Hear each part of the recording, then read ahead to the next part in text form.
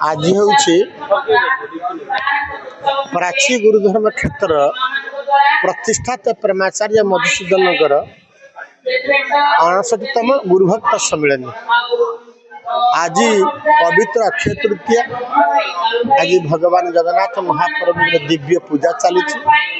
सारा संसार समस्त विपन्न कर ये क्षेत्र स्वतंत्र क्षेत्र, ये मालिका वर्णित क्षेत्र।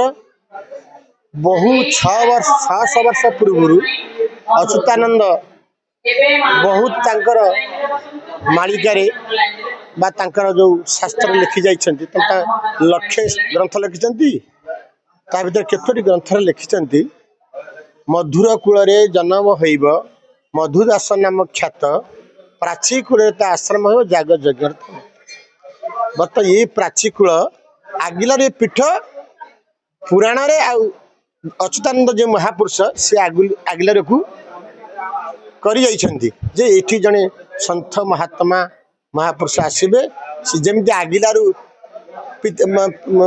पुत्र में पिता स्थिति मान जगह रखी जाए सेमती से रखी देछन।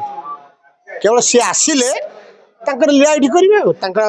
जन्म लीला होची स्वर्ग ब्रह्म क्षेत्र आर नित्य लीला होची प्राची गुरुधर्म क्षेत्र। ये उत्सवर कार्यक्रम होची जे निजे स्वयं ये गुरुभक्त सम्मेलन से सृष्टि करछन्ति आ निजे भक्त मान आवाहन करती। कहीं करती ना वर्ष सारा मो भक्त मान कि प्रकार साधना आगेले गुरु आज्ञा केदू पालन कर यार संपूर्ण परीक्षा नियंती आ भक्त मान को देखी से गदगद हो जाती।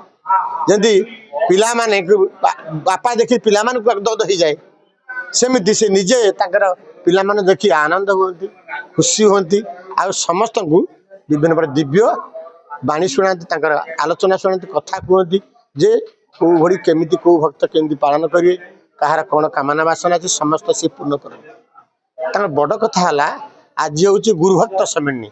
गुरु शिष्य सम्मेलन करना समस्त सर्वधर्म सम्मेलन क्षेत्र धर्म जाजक जिते विश्व आस समस्त से पूजा करती आ समस्त से होती निजे छोट हो समस्त बड़ करती।